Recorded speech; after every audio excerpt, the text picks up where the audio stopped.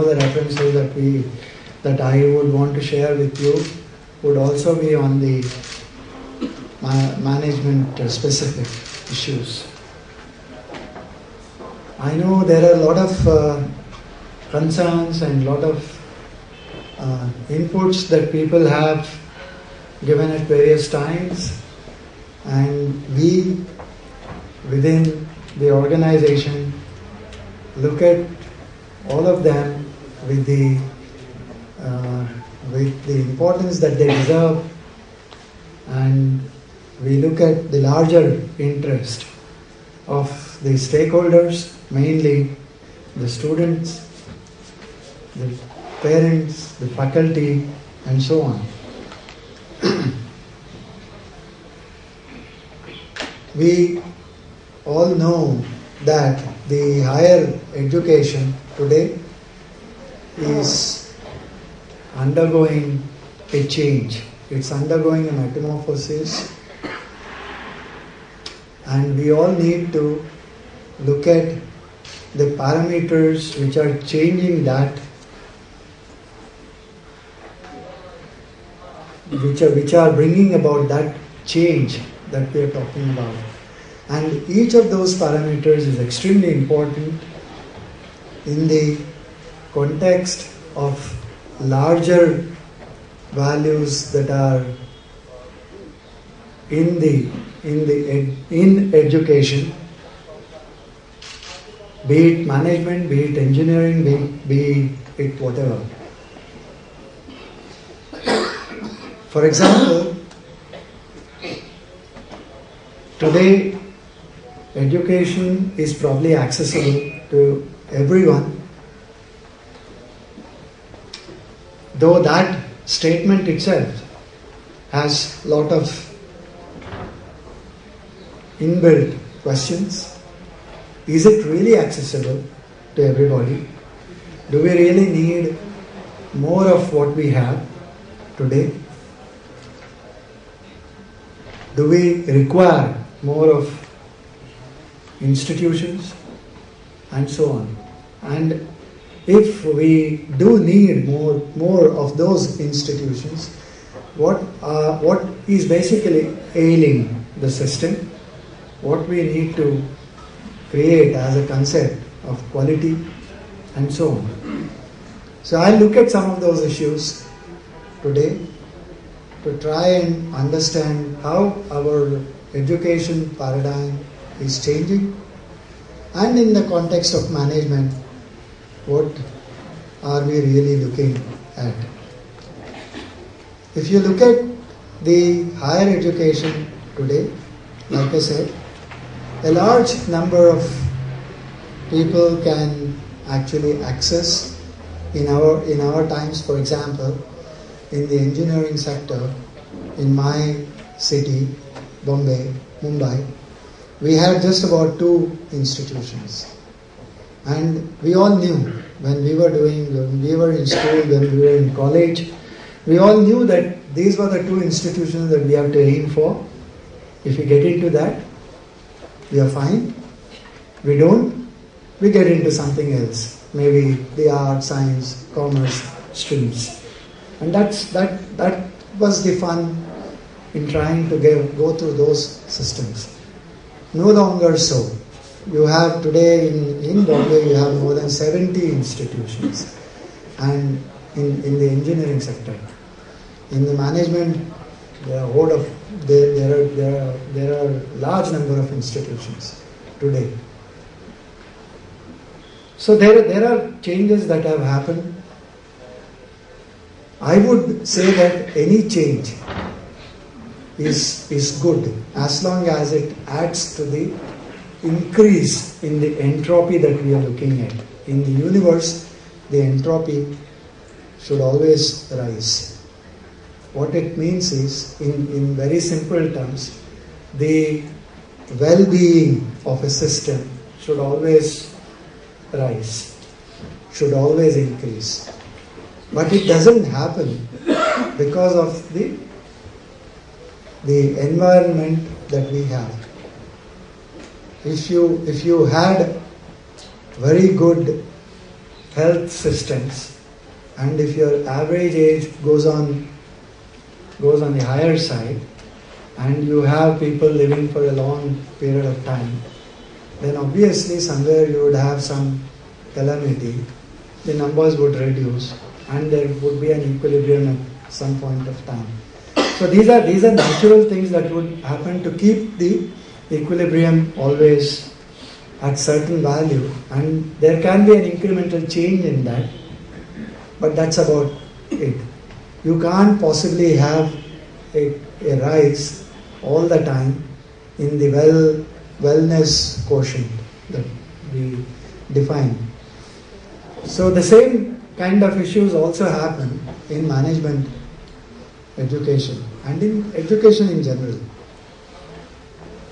On one side, we will look at some statistics and see what is happening. Look at the 10th class. How many people appear? I have figures for 8, 9, and we have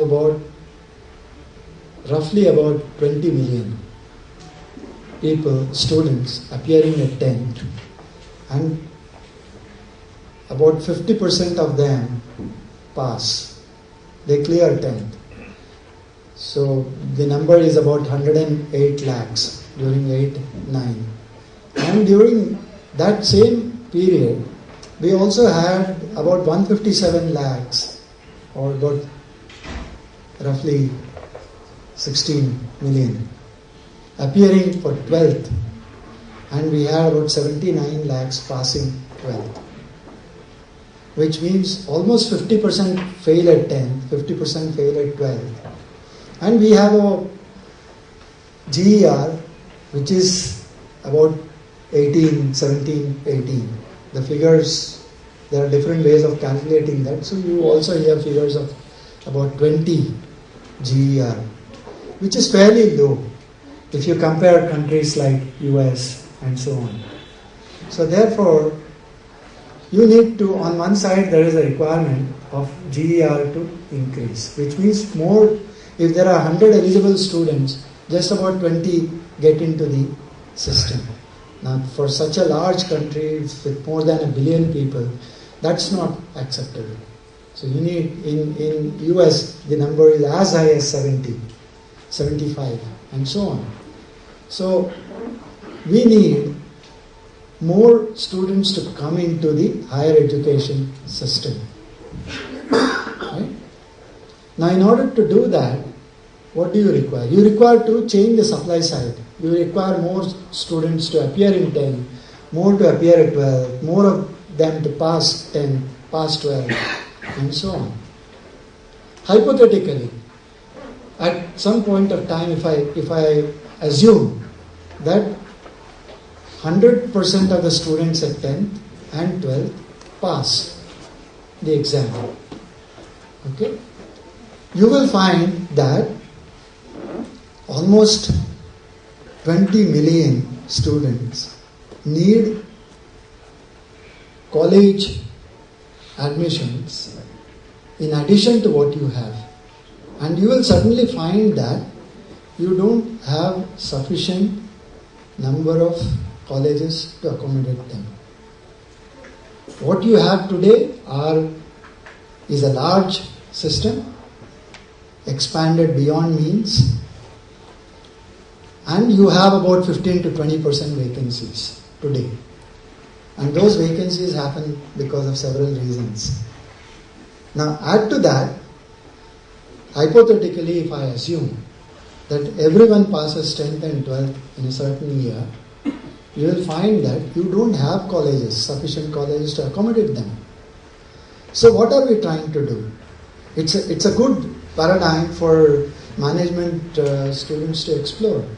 What are we trying to do? We are trying to create our filtering mechanisms. All examinations are filtering mechanisms. They don't really judge what the student is capable of doing or achieving. They're all filtering mechanisms because we have set a premium we can provide to them. So therefore we have a system which can accommodate X number of students, and we can only allow X plus delta X to get into the system. So we have an examination system, we have a filtering mechanism. We always try and maintain that X plus delta X and see that everybody is happy. So we feel there are colleges, there are students, there are this, that, they can be accommodated and so on. But what are we actually trying to do? We are denying education to almost as large a number as we are allowing them to get into education. Now this is a paradigm which we need to really look at and optimize our resources, optimize our systems so that we raise this barrier. And if you assume that the dropouts even before 10th, you will really understand what kind of problem we have. Okay? That said, there are a lot of concerns that in management education as well, we have several vacancies. Vacancies would always happen in a growing system. There is no system in the world which has X number of students coming into the system, and you have X number of colleges which accommodate that, and the equation is fine. There is no system like that in the world. This year, if you have seen, the best of these schools in US, except the top 9-10 institutions, every one of those institutions after that have vacancies. And some of them have vacancies even larger than 50%. Now, this shows a global trend. Does it really mean there is a lesser acceptance for management programs? Is there a lesser acceptance for higher education in general? Or what is happening? There are several aspects which we need to look at in this paradigm. One is the global economies are shifting, they are changing every day. Look at what is happening. I'll give you an example. We have a GDP of roughly about 6.5, which is, people are talking about even redefining that to a lower value, probably around 6. Assume it's 6.5. What is our growth rate? It's about 1.4% today. Now if you look at the difference of this, which gives you approximately some idea of the per capita income, which is rising probably at around 5%. And if you add inflation of about 8% on this, what happens? You have lesser and lesser purchasing power, and the prices rising, and the gap is ever increasing. So therefore, you have today lesser means to get into your higher requirements. But the Indian society would rather invest on education rather than on something else. So we still do not see the kind of recession, in education as we see in other areas. So all that I'm trying to say is, we need to look at this entire paradigm not as isolated event of a vacancy in a certain college or vacancies in a certain state and so on. We need to look at larger issues of what is happening to our economy, what is happening to our larger issues which drive this economy. For example, how do you change this equation that I have said? You need to increase the production, the manufacturing sector, the construction sector. If you understand automobile sector, automobiles and construction, they drive almost 300 ancillaries. Any manufacturing sector that grows, it drives many ancillaries around that, and therefore the economy keeps growing. Now, if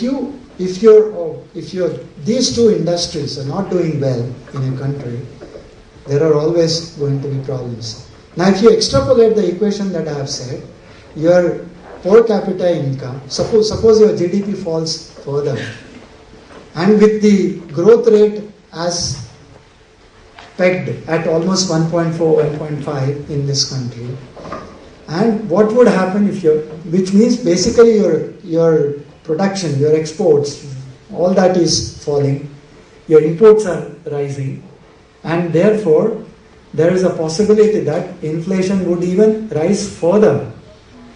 Now suppose that growth rate falls to 5, 4, 3, 2. At some point of time, you will find that you are getting into the trap in which Greece finds itself today. So therefore, you need systems which would probably bail you out through loans and so on. But this country has not really got into that space, but we really need to look at how you could change those equations. As far as so that's something about higher education. The problem areas, the dichotomy of issues which are present in higher education, the need to have a greater GER, but at the same time, if you try increasing the GER, but by changing the supply side, you will also find that you need a massive investment in education to provide for all these people to get into higher education and so on. But would that really happen? Suppose tomorrow I raised the number of institutions from what I have today, I increased them by 20%, 25%. Would that allow my GER to rise? It's very difficult to say that it would actually rise. What we also need to take into account is that these people who are sitting outside, not getting into colleges, are doing so for various reasons. They do not have the means. They do not have simply the financial means to go through higher education.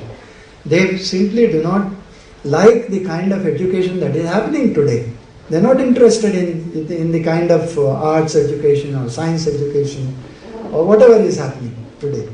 So therefore, even if you were to increase the number of colleges, the number of universities, like the Knowledge Commission comes up with various reports, it may really not happen that your GER would rise, your supply side would rise, your number of students coming into the system would rise, and so on.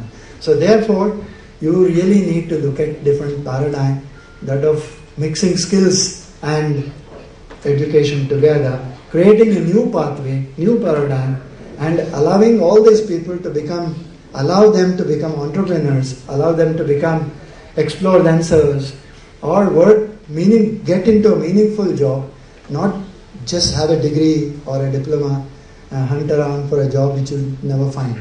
So you need to look at different models, and all management education doesn't probably look at just the industry or the organized sector. There are several other areas which need to be explored for this country, and there lies the challenge and there lies the opportunity for all those management experts who are here and who are outside. Like I said, expansion has happened in this country, which is good in a way. It allows access to everybody who needs it. But in its way, it also has brought in several challenges. For example, there are several reports which say that the employability is 25%. Your graduates are not being employed, they don't find jobs, and so on. Now, if you really look at this, again, I would want to say 25%, the McKinsey report, the NASSCOM reports, and so on, I would want to ask, this 25% is percent of what? 25% of what? So therefore one needs to identify what are the parameters to calculate these kind of figures, and we'll find answers if we can really look at what way these figures are brought in. Now that particular report where it says that 25% employability is the status in this country today, what they have done is they have taken about 500 industries and they have tried to circulate a questionnaire to them, and the essential feature of that was how many people did approach your organization, how many people you found good enough to be employed, and what are those figures. So therefore it came out that 25 people of whom they brought in or who approached their industries, only 25% of them were possible to be employed within those sectors. Now, is that a 25% employability which people are saying outside that, where people are saying that 25% of graduates are employable, is that a valid proposition? I really do not think so, because it's first of all a very small sample size, it's also focused towards a small area, and so on. Now, having said that, what is this? See, the employability is very different, the employment is very different. Now, I have 1 million students.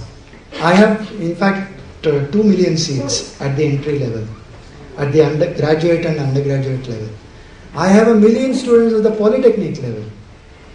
Now, even if I assume out of those 2 million students who enter the technical education, the general statements that I am making as applicable to any discipline as you want to make it applicable. The vacancies are there in management, the vacancies are there in engineering, vacancies are there in almost every area except architecture. That's a different story altogether.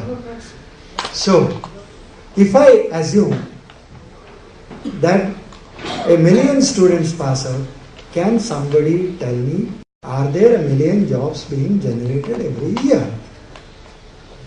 Conversely, if I also say that 1 million students are passing out every year, okay, and if I find that only 25% of them are employable or are finding employment, then I have 7.5 lakh students who are not finding employment year after year. Okay? If I do cumulatively, if I look back at 5 years, I have 35 lakh students who don't have jobs. What does that mean? It would have probably created a civil war-like situation outside. These are all in the age group of 20, 25 and so on. Is that happening? So what is the background story? What it really means is they are all finding jobs, but probably not commensurate with the kind of education they have. So therefore, where is the problem? Is the problem in education? Or is it a problem of commensurate jobs being available? So what we really need to do is not look at the supply side. No country has ever suffered because it has invested in education. No society has ever suffered because of that. But we need to invest much more money, much more funds back into education, but look at our other systems which need to grow at a massive pace. In 60 years, we have expanded our education system, where a dismal 4-5 GER has come down to 20 now. Still not good, but we still have only One L&T, one Godrej, one Siemens. What has happened to that sector? Why has the industry expansion not taken place the way the education has expanded?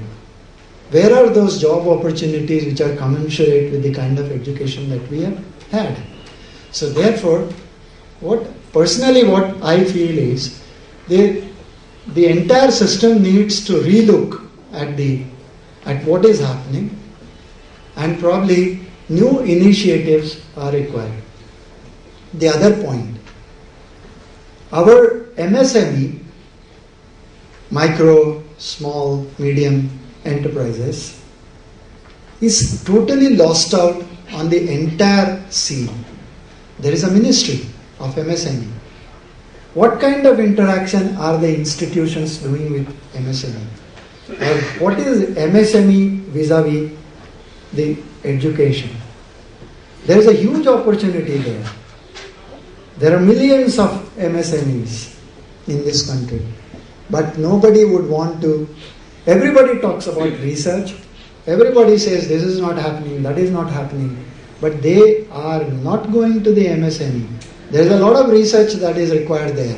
There is a lot of innovation potential which is available there, but nothing happens at that level.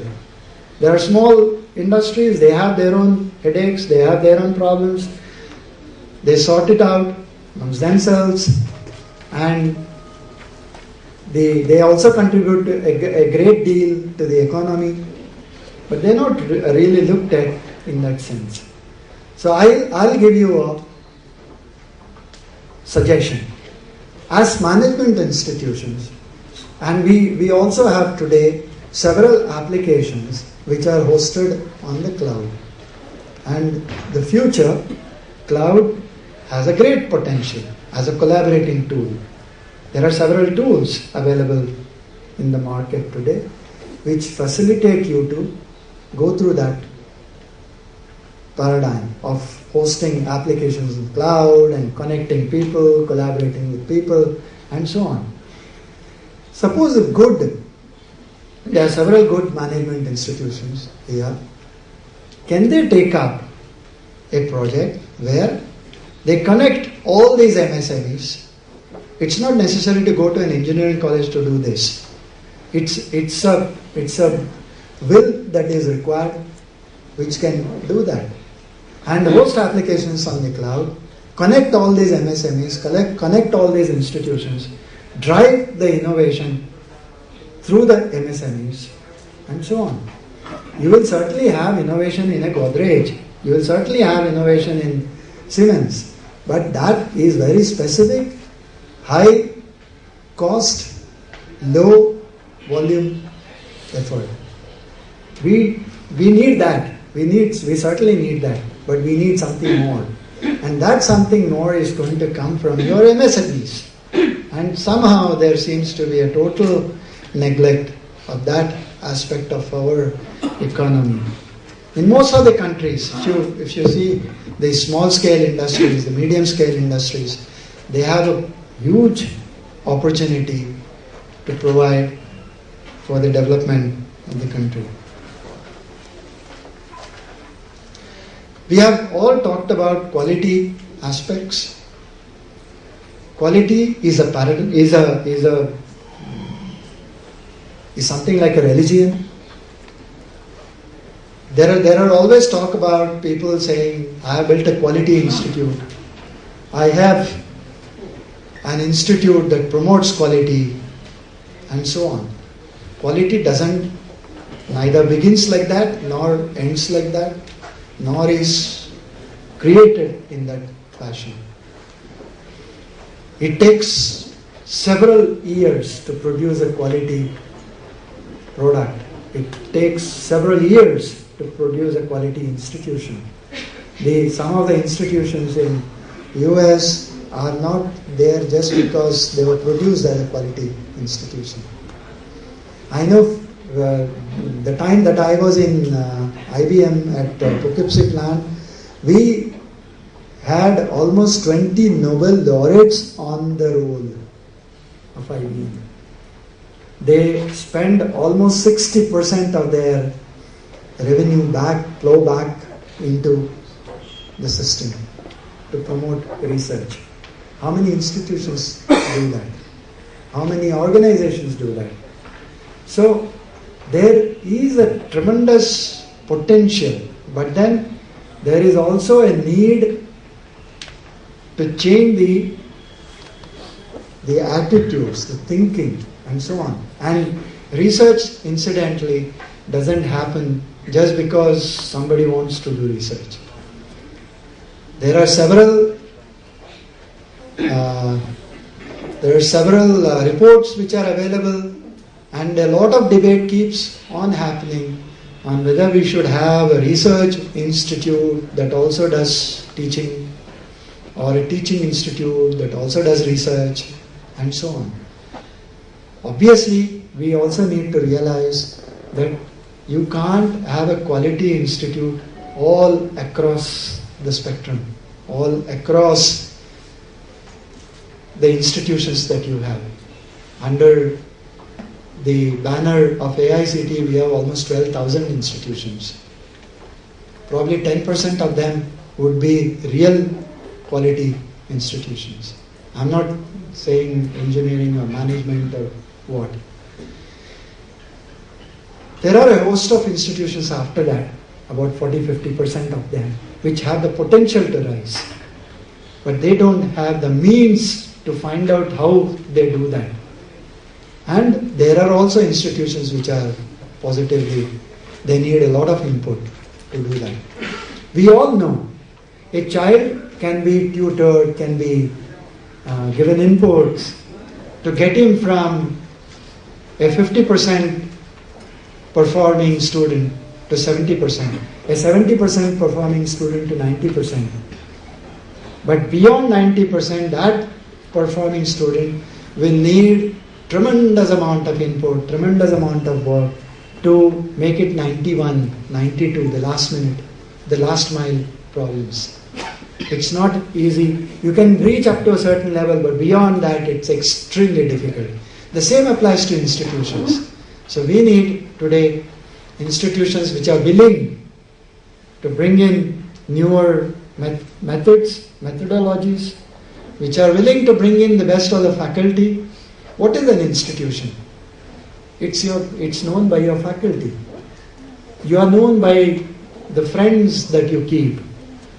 Your institution is known by the faculty that you have. So invest on faculty. That's the maxim that institutions who desire quality should have. Infrastructure doesn't get you quality. It gets you a lot of maybe good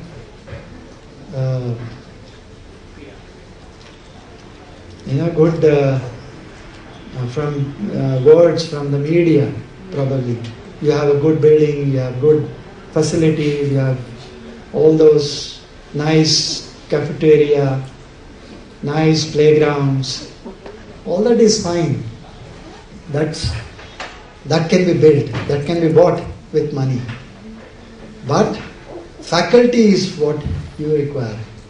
There are several talks these days where people say we have good technology around, and there are good methodologies around. There are CDs available. There is a lot of material in the public domain available. There are good teaching, learning aids available. We should use them, and so on. But believe me, there is nothing can substitute a good teacher.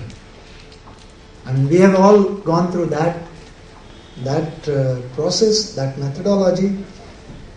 I would honestly ask people here, how many of you would actually send your children to a management program or maybe an engineering program done in an offline mode? Probably not one.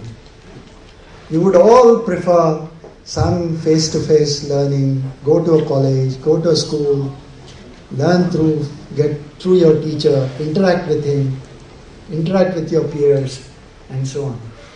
By no means I'm saying that the distance learning or that mode of learning is not good. Certainly good. Not probably everywhere, as people are trying to project. So therefore, we need to look at what kind of deliverables we need from a higher education system for the development of this country. What are the inputs that we are willing to provide? What is the process which will take these inputs and give those deliverables? What is the investment that we are willing to make in that process? That is what is going to give you what quality you have. Today, everybody says, I have invested so much money. In fact, there is a model which says that out of your 100 rupees that you spend, not more than 40-45 should be towards your salaries. How many institutions would be actually doing this? Most of the government institutions which are starved for funding have 80% going, 85%, 90% of their funds going towards salaries. What remains? What remains then to create a quality institution? It's not creating a lab here or a lab there which would raise the quality of an institution. It's a cumulative methodology that should be adopted. Now suppose I look at another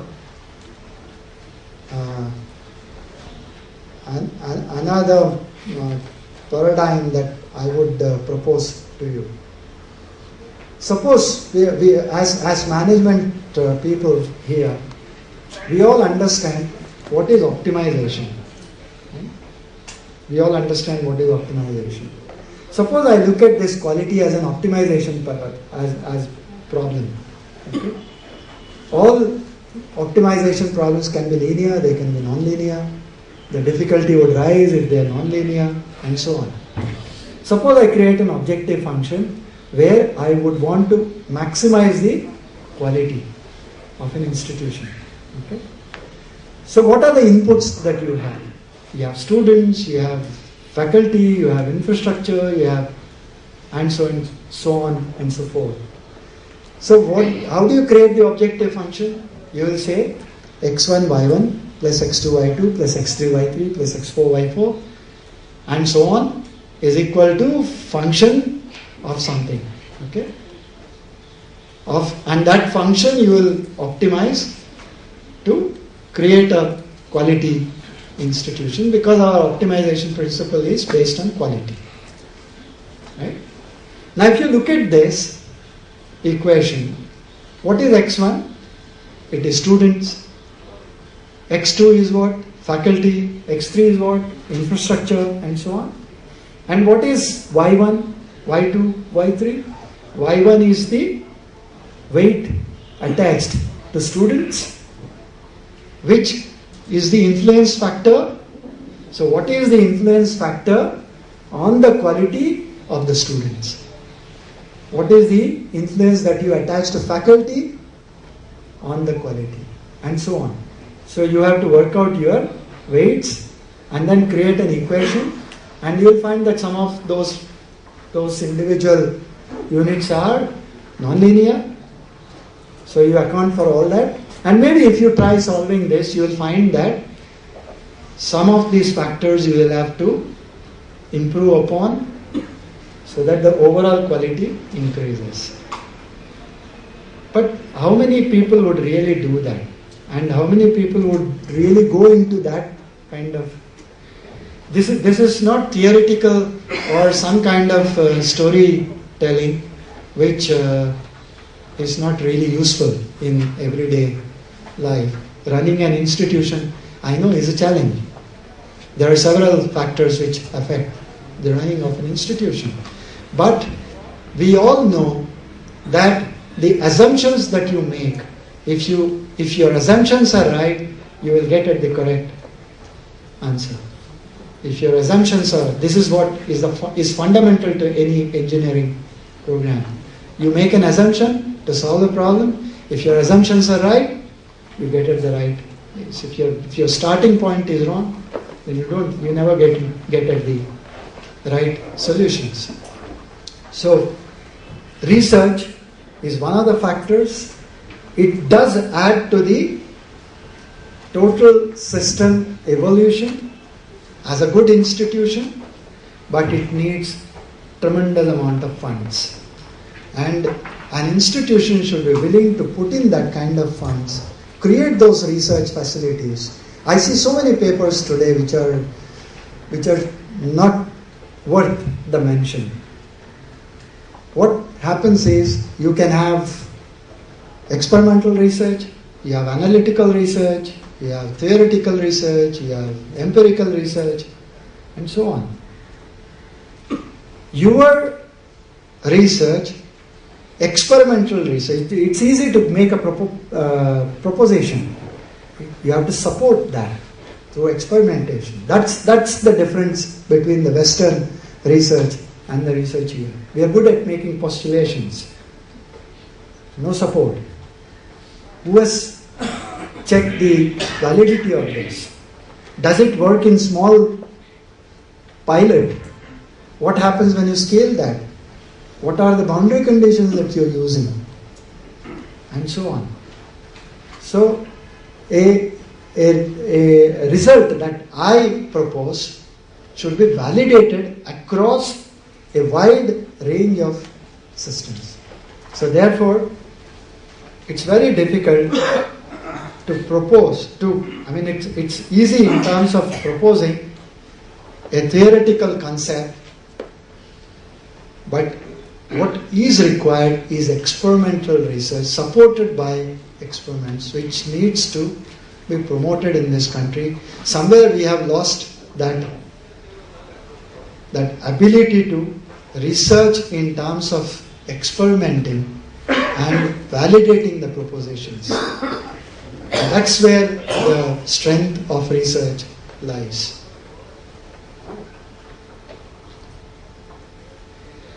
We have had, there are several issues in management education like any other education. We have a large system, we have 3,500 institutions in the university affiliated system.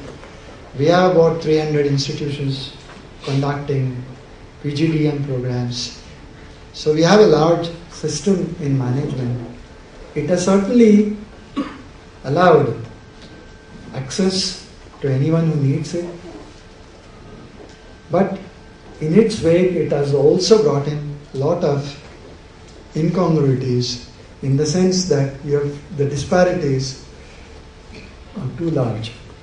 There are very good institutions, there are a whole lot of institutions which can make the grade, a little grade, and there are institutions which positively need a lot of inputs. So, like I said in the beginning, we need expansion, we need more institutions, but we also need quality. There is a certain base level below which you cannot go, and if you try doing that, the people are not very kind.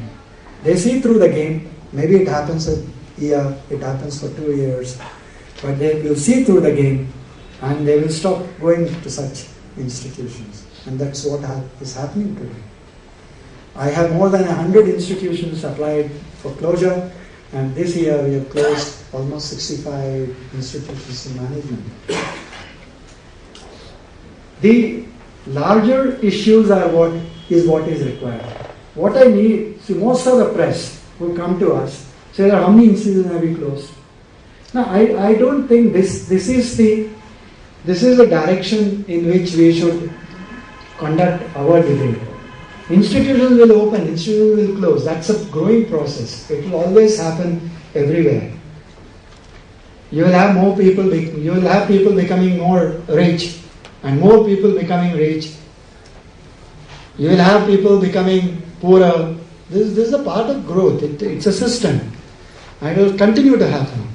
But that doesn't mean that there is something wrong with the education system. People are, fundamental values should never be compromised. Quality should never be compromised. Today we find, my only advice to people who say, when they come saying that we want to set up an institution, all that I say is, set up a quality institution, invest in your faculty, invest after that in your infrastructure. That's where the story lies. Perform or perish. And even if you look at the legal perspective, if you told somebody, there are several representations from state governments, from several private individuals who have continued to write to us saying that do not allow new institutions to come up. Okay? Forget about the emotional part. Look at the legal perspective. It's a private fund. Whose money is it? Is it government money? It's a private money. A private investor wants to set up an institution. Right? Whose land is this? It belongs to a private investor. Look at the constitution. 13G allows you to practice your profession. Which means if I say that I want to set up an institution and do my promoting education as a profession, there's nothing to stop you. Now, Constitution gives you the mandate. It's your money, your land, your infrastructure that you are creating. On what pretext can you stop you from setting up an institute? Right? So you tell him that there are more institutions in this area. They are not doing well. We don't want to add one more to this mess. He will say, please close those institutions which are adding to the mess. Why do you presuppose that I would add to that mess? Right? So therefore, there are legal issues. It's not as easy as a public debate where people start saying, he's a regulator, you're not doing the job, there are so many institutions coming up, there are so many vacancies, and so on. Has anyone ever written an article in the media, in the press, saying that we need to improve the supply side? Has anyone said that 20 million students are failing at 10th and 12th? What are you doing about it? Has anyone asked this question? And has anyone equated that to the expansion that we actually require in this country? Now, why does that not happen? You're looking at local issues, local systems, and saying that this is what it is, and so on. Now there are new things happening today. We keep getting applications for so-called expansion of the institutions, which means you add more divisions, more, and so on. You understand all that. I have 3-4 divisions today, I want to add 2 more divisions. They come back and make an application. Right? And there are institutions who also come back and say that, don't do that, because you're shifting the population to the cities from the rural places. Please decide you want to run a purely market-based economy, or you want to do something else, you want to protect, and so on. You want to create a protected environment. That's a different game. But we need to decide that fast. Don't say open the economy and also say that you give us protection. That doesn't happen. When you have an open economy, there are institutions which will die. There are people who will not be able to do business. So they will have to eventually close. So that's the paradigm that people need to understand. Is that commercialization? I don't know. Now every aspect today is seen in the light of commercialization. There is a huge private sector.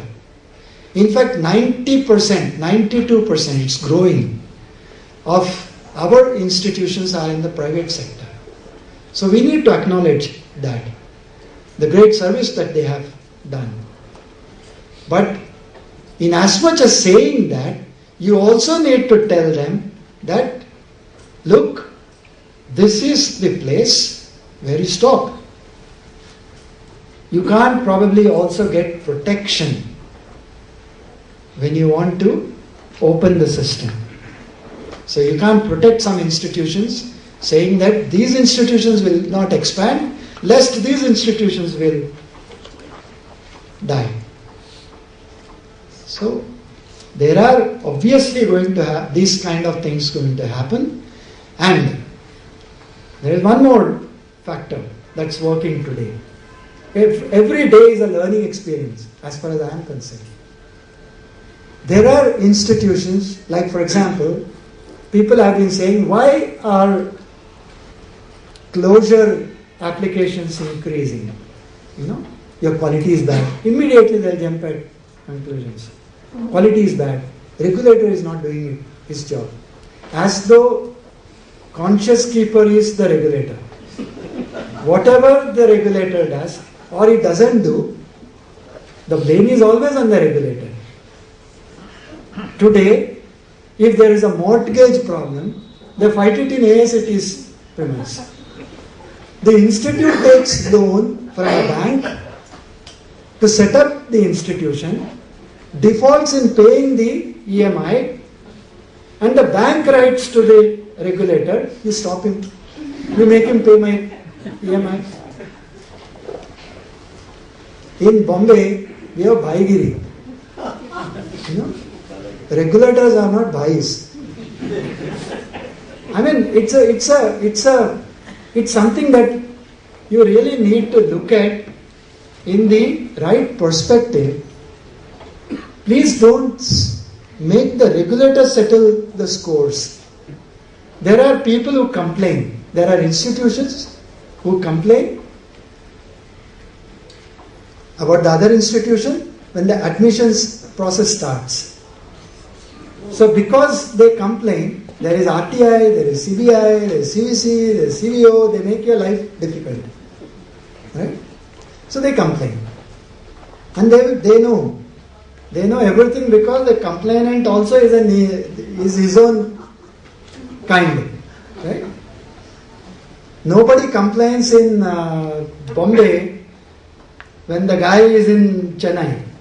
Some Bombay guy only complains because he knows the inside. Right?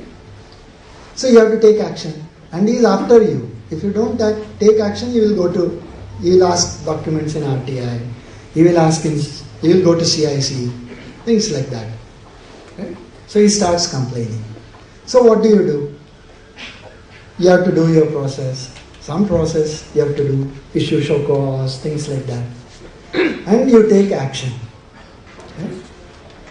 You take action for, sometimes you may have to close, sometimes you may have to reduce some divisions, sometimes you have to do something penal.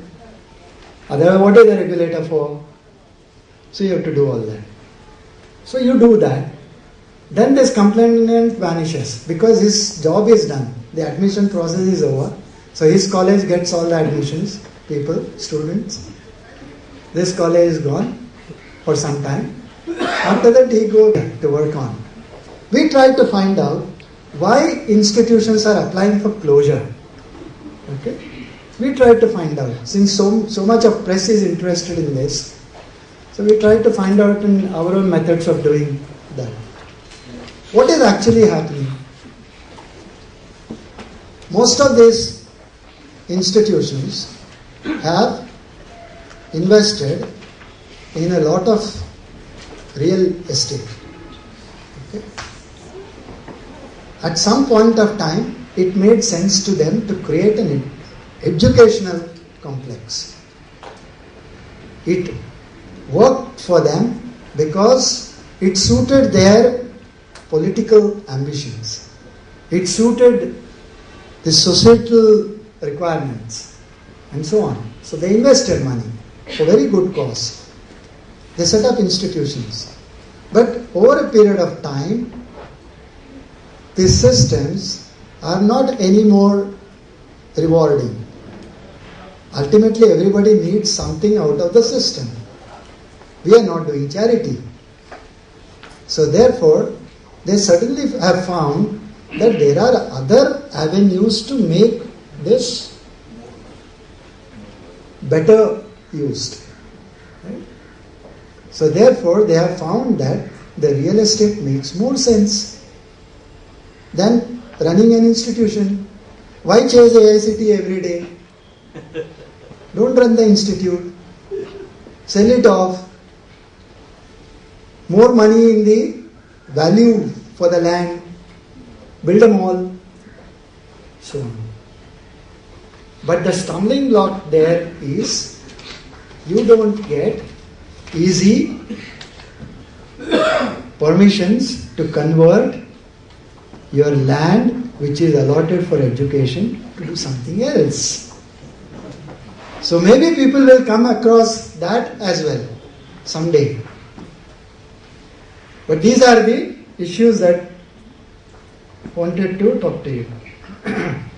So anyway, the education paradigm is changing today. And the last thing that I would want to talk about is in terms of quality, what is this accreditation that we are talking about? Ultimately, I personally, this is again my personal opinion, not in the chair that I have. You should ultimately have, in a real free society, no regulator.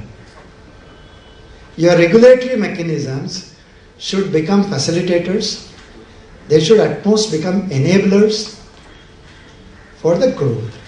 But then, the problem with this country, as is in many other countries, you have inequity. You have people who are very powerful, a lot of money, they can dictate policies, they can think for themselves, create systems, but you may not have everyone an equal chance to participate in that. That is where the systems come in. That is where the policies come in. That is where the rules come in, and so on. To see that this model is available to everybody. Inequities are not there, and so on. So accreditation as a way of life should be the answer. So therefore, mandatory accreditation bill, which is pending, which is presented today, is a great thing to happen. Ultimately, you should be known, judged by your outcomes. What are you producing? What you accredit that. You accredit your student, your fund, the things which go to create your outcome. The inputs that create the outcome, and so on. So if you are looking at the outcomes, the inputs will automatically come. You don't have to measure them, you don't have to create them, you don't have to sustain them. They will be automatically sustained if you provide that quality. So therefore, we need to move towards quality, we need to move towards accreditation policies, and see that every institution meets those minimal standards and tries and go beyond that, which creates the excellence. As a model, in the earlier days, we had open-ended systems, open-loop systems, which means we had institutions, certain outcomes were defined on paper, and an institution used to function, and it was expected that it was delivering those outcomes. This is an open-loop system which we had. And in that system, we used to measure the inputs, and if so-and-so input exists, then so-and-so output is expected. Because what was happening, and the earlier accreditation models also were doing that. The new trend all over the world is measure the outcome. So if a student, if your content is expected to give certain value to the student, you need to measure whether that value is actually given. That's measuring. It's very difficult. It's easier said than done. But the newer accreditation methods are moving towards that. Now this is truly a closed loop system. You give an input, your output is measured. If there is an error, you add that error to the input and thereby see that the so-called transfer function does not go beyond limits. Right? This also may not be good enough. This also may not be good enough for the simple reason that I have within the system, like I said, in the objective function, I have students, I have faculty, I have infrastructure, I have industry, I have parents, I have society. So many factors which are affecting education. So if I take this as a whole model and say that I need certain outcome, and if that outcome is not achieved, then who has contributed what to that not achieving my outcome? Has student contributed? Has faculty contributed? Who is the culprit in this, because of which I do not get my outcome? All that you are doing is measuring the outcome without credence to who is contributing what to that process. This is a truly closed loop system. Therefore, the newer systems of accreditation will actually move into adaptive based systems, which means you measure the student output, find out what is the outcome required on the student level, correct that. Measure the faculty, find out what outcome is required from a faculty, correct that. Find out what outcome you require from the infrastructural facilities, correct that. So you correct the internal loops, cumulatively you get the correct model, and your time for stability also reduces. So you get faster results, quality that you desire in the least possible time. So these are some of the ideas that I had.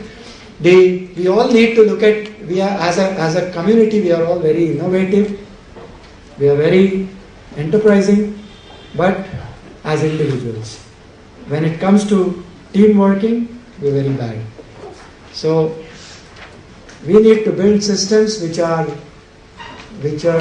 taking into account all these factors, and thereby create systems which are talking to each other, which are growing in stature as time passes, and which promote innovation as a consequence. Thank you.